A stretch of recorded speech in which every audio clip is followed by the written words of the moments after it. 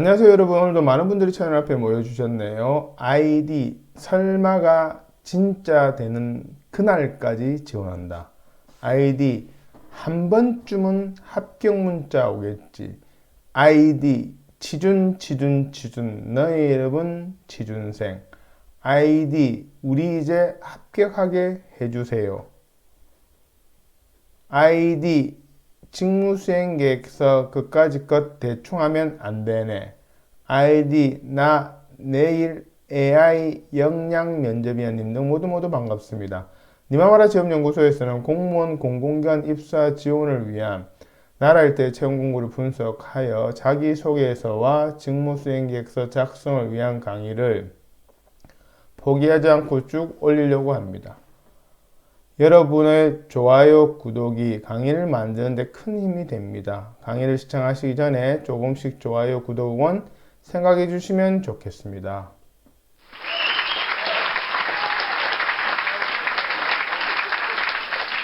오늘은 충청남도 공주시 지방인기제 도시재생 및 평생교육 분야 지원에 대한 자기소개서와 직무수행계획서 강의 중 일부 순서입니다.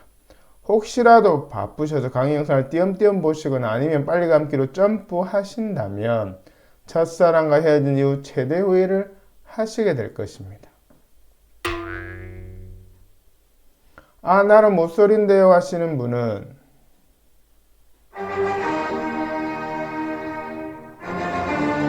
네, 이해합니다. 그냥 마음대로 하세요.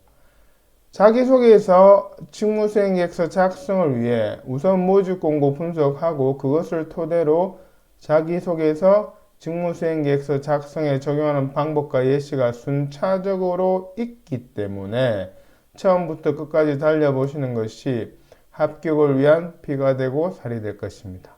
그럼 시작해 볼까요? 지금 강의하는 저의 소개는 우측 상단 영상을 확인해 주시길 바랍니다. 강의를 진행한 사람의 프로필은 중요하겠죠?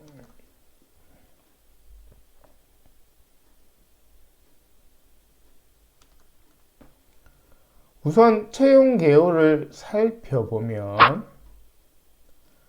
근무 예정 부서, 임용 예정 분야, 임용 직급, 선발 인원, 주요 업무 등이 명시되어 있습니다. 모집 공고에 명시된 직무 기술서는 참고서와 같은 것입니다. 그런데 대부분의 지원자들은 여기 있는 직무 기술서를 관가하는 경우가 많습니다. 그리고 바로 이력서, 자기소개서, 직무수행계획서를 작성하려고 하니 막막하거나 엉뚱하게 적는 것입니다. 밥을 짓기 위해서 살을 뜨고 뜸을 들여야 하는 이치와 같습니다. 그래서 직무기술서 분석하고 뒤에 말씀드릴 경력 분석 기술서를 먼저 작성한 후 이력서와 자기소개서 그리고 직무수행계획서를 적어야 합니다. 이것이 자기소개서나 직무수행계획서를 잘 작성하는 비결입니다. 그러므로 여러분들은 직무기술서를 꼼꼼히 살펴야 합니다. 그래서 자신이 직무기술서에 명시된 어떤 것과 부합되는지 어떤 것과는 부합되지 않는지 등을 파악해서 부합되는 것을 중점적으로 자기소개서, 직무수행계획서에 반영하면 됩니다. 직무기술서에 있는 주요 업무나 필요 역량, 필요 지식, 응시자격 요건, 우대 요건 등이 명시되어 있는데 응시자격 요건을 제외하고는 모두 갖출 필요는 없습니다. 무슨 말이냐면 주요 업무에 있는 것과 내 이력에 있는 주요 업무가 똑같아야 된다 이 말인데 이럴 필요가 없다는 이야기입니다. 또한 역량과 지식 중에서도 일부만 겹치면 됩니다. 모두 갖춘 지원자는 재입사자가 아닌 이상은 많지 않습니다. 그래서 면접관들도 지원자의 주요 업무보다는 그 주요 업무 하단에 있는 하위 개념인 상세 업무에 더 집중합니다. 이런 이야기는 강의 후반부에 한 번 더 설명드리도록 하겠습니다. 자, 그럼 직무 기술서를 하나하나 살펴보겠습니다. 여기서는 시간 선택제 도시 재생 분야를 대표적으로 설명하겠습니다. 직무 기술서 첫 번째 파트입니다.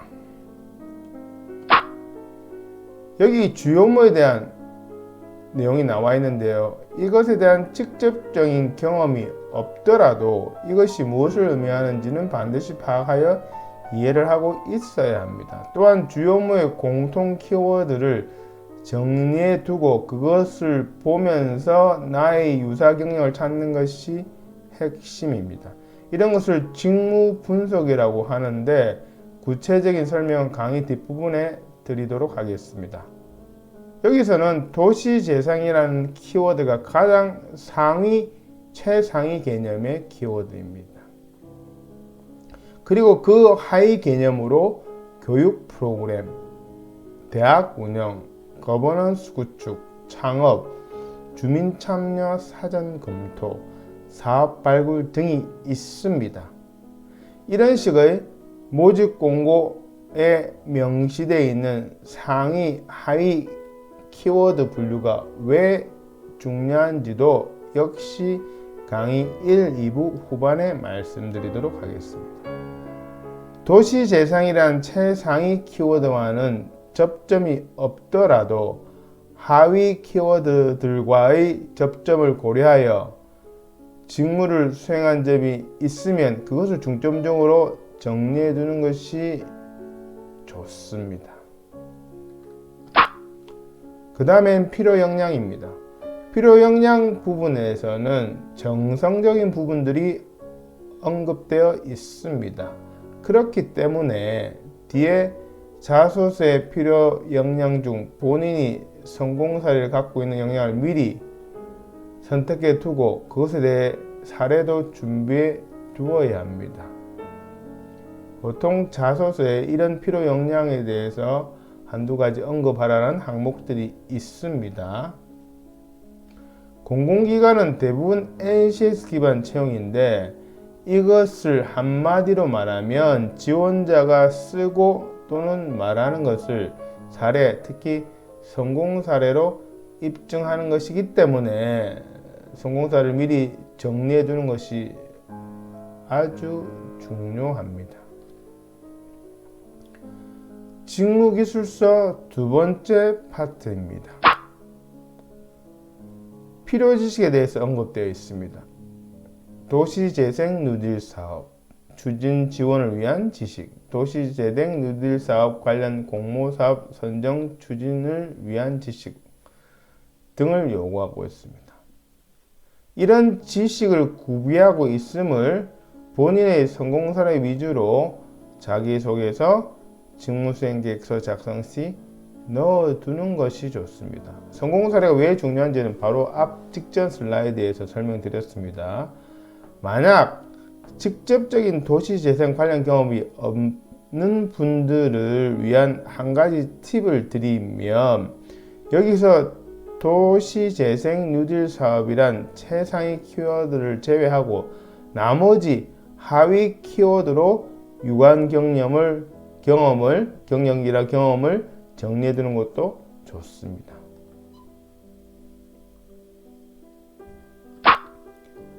응시 자격 요건은 경력에 대해서 정량적으로 정확히 명시되어 있으니 반드시 충족시켜야 합니다. 여기서 경력에 대해서 정량적으로 명시되어 있기 때문에 조금이라도 충족시키지 못하면 예를 들어서 며칠 부족하면 괜찮겠지 라고 본인 스스로 판단하면 오판입니다.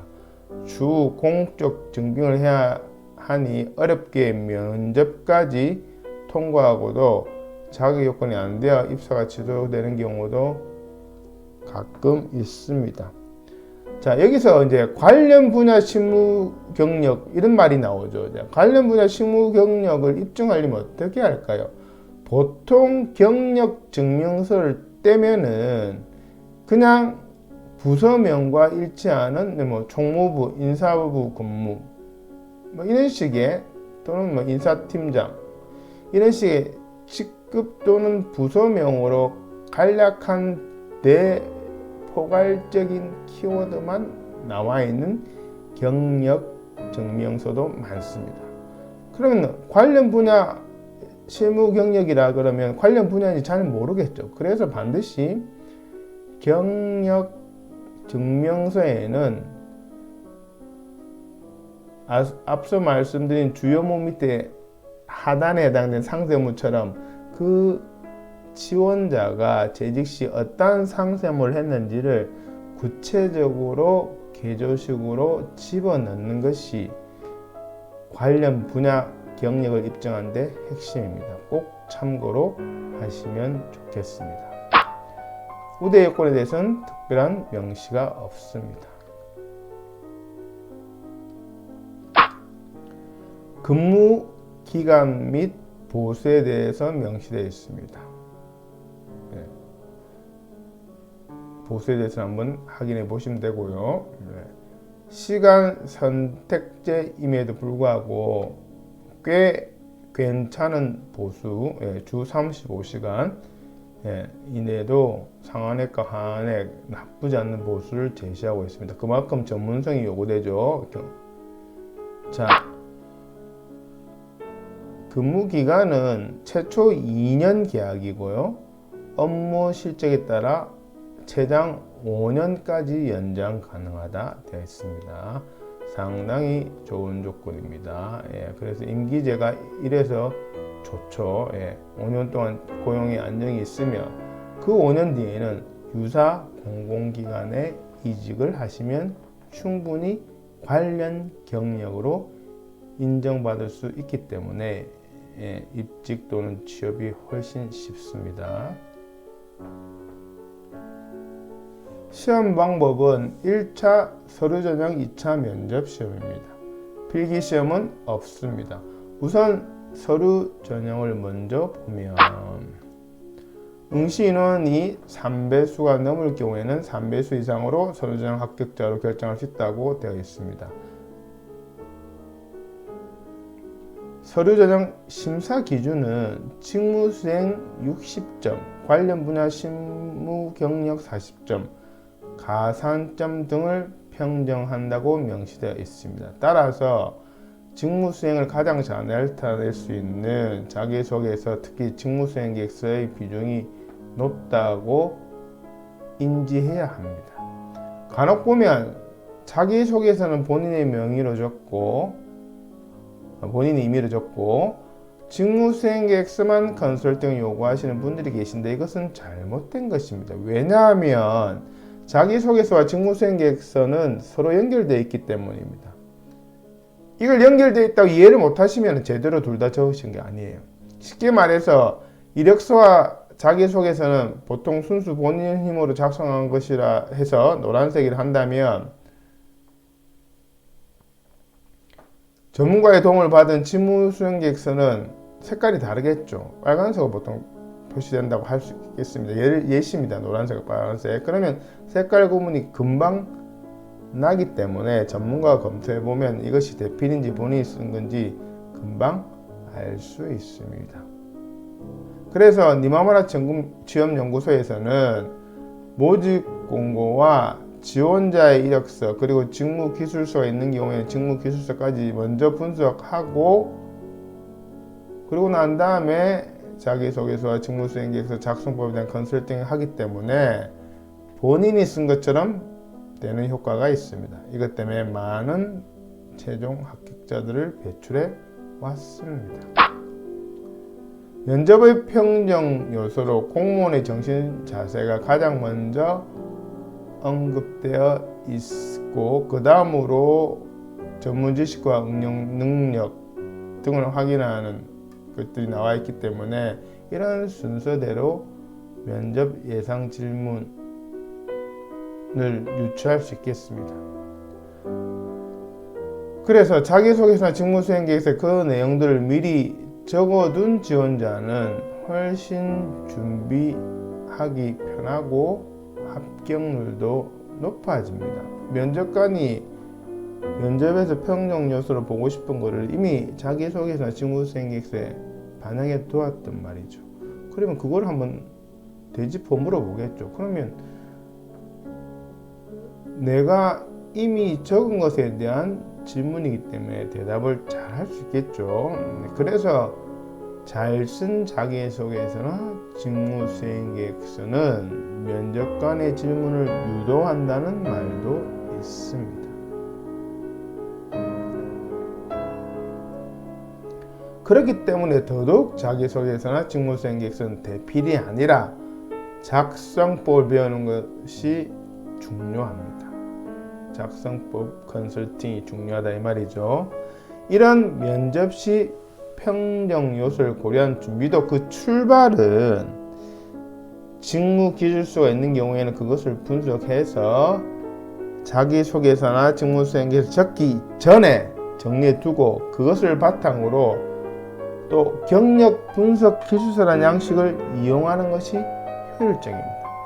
그것에 대해서는 강의 뒷부분에 설명드리도록 하겠습니다. 경력 분석 기술서 양식에 대한 설명은 저희 니마마라 취업연구소에서만 가능하다고 감히 말씀드리고 싶습니다. 그렇기 때문에 강의 후반부에 꼭 집중해서 들으시면 도움이 될 것입니다. 여기에는 접수기간, 접수처, 접수방법 등이 명시되어 있습니다. 등기 우편 혹은 방문 접수이고 접수 마감일은 2022년 1월 14일입니다. 자, 그럼 모집 공고를 분석하고 특히 직무기술서 혹은 직무설명서라고도 하기도 하는데요. 그것을 중심으로 나의 경력과 역량에 부합되는 것도 살펴보았습니다. 이것을 바탕으로 모집 공고에 나와 있는 주요 업무를 나에게 맞도록 우선순위로 재정립하는 게 남았습니다. 이것을 직무 분석이라고 합니다. 직무 분석에 대해서는 다음 슬라이드에서 다시 말씀드리겠습니다. 결론적으로 자기소개서, 직무수행계획서 작성 순서는 경력 분석 기술서를 먼저 작성하고 자기소개서, 직무수행 방향잡기, 그리고 그것을 토대로 최종 응시원서에 작성하는 것입니다. 자, 그럼 위의 단계에 대해서 하나하나 설명해 보도록 하겠습니다. 먼저 왜 경력 분석 기술서가 필요한지를 설명드리면, 보통 자기소개서, 직무수행계획서 등의 입사지원서를 작성하실 때 사전에 자신의 경력에 대한 정리 없이 바로 작성을 하시는 경향이 많습니다. 그러니 당연히 생각이 정리가 잘 되지 않고 작성하면서 생각하려고 하니 작성하기가 힘들거나 엉뚱하게 작성하게 됩니다. 실제로 한 분야에 10년 넘게 근무한 분들에게 본인의 그 분야 장점이 무엇이냐라는 질문에 성실하게 책임감 있게 등등 이런 하나만한 얘기로 대답하는 경우가 허다합니다. 그것은 역량이 없어서라기보다는 자기소개서, 직무수행계획서 등의 입사지원 서류 적기 전에 사전 준비 작업이 되어 있지 않아서 그렇습니다. 본격적인 경기에 앞서 준비 운동을 하는 것과 같은 원리라 생각하시면 됩니다. 그럼 경력 분석 기술서의 용도를 중심으로 좀 더 구체적으로 알아보겠습니다. 첫째, 나의 경력을 모집 공고에 맞춤형으로 생각을 정리하는 것입니다. 둘째, 모집 공고를 통한 나의 직무수행 우선순위를 정하는 것입니다. 셋째, 모집 공고의 주요 업무와 나의 상세 업무에 대한 매칭입니다.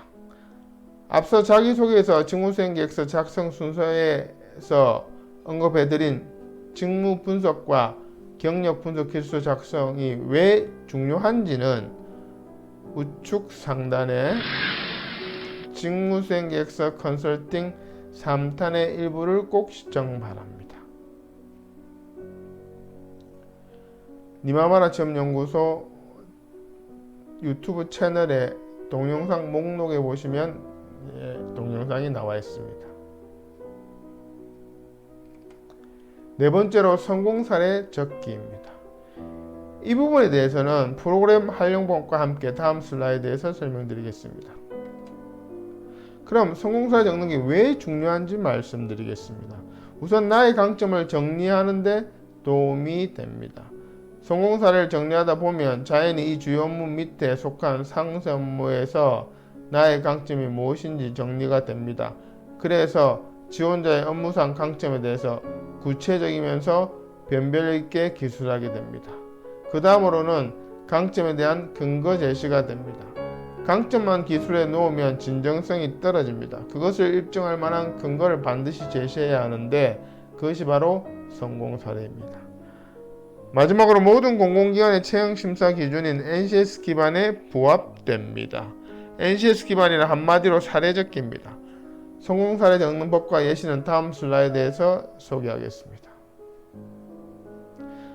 자, 그럼 성공 사례 적는 법에 대해서 설명드리겠습니다. 성공 사례를 적기 위해서는 그냥 막 적는 것이 아니라 틀이 필요한데요. 그 틀을 프로그램이라고 부릅니다.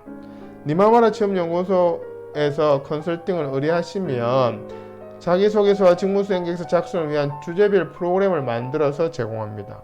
물론 그것에 대한 활용법도 설명드리고요. 여기서는 성공 사례 적는 프로그램 중 가장 간단한 것, 흔히 말하는 스타 원칙에 입각하여 만들어 놓았습니다. 지원 직무 및 작성 분량에 따라 더 구체적이고 다양해질 수가 있습니다. 프로그램은 문장들로 이루어져 있고 지원자가 작성해야 할 부분은 땡땡으로 표시되어 있습니다. 땡땡 부분만 지원자가 작성하시면 됩니다. 나머지는 면접관에 가장 빠르고 정확하게 어필되기 위해서 틀을 잡아 놓은 것이니 절대 건드려서는 안 됩니다. 오른쪽에는 이 프로그램의 활용법이 나와 있습니다. 이 프로그램 활용법에 대한 구체적인 설명은 우측 상단에 직무수행계획서 컨설팅 3탄의 2부를 꼭 시청 바랍니다. 역시 니마와라 취업연구소 유튜브 채널의 동영상 목록에 보시면 확인할 수 있습니다. 저희 니마와라 취업연구소에서 맞춤형 컨설팅으로 작성을 도와드리겠습니다. 자기소개서, 직무수행계획서 작성을 도와드리겠습니다. 충청남도 공주시 지방인기제 도시재생 및 평생교육 강의 2부도 기대해주세요. 구독, 좋아요 부탁드립니다.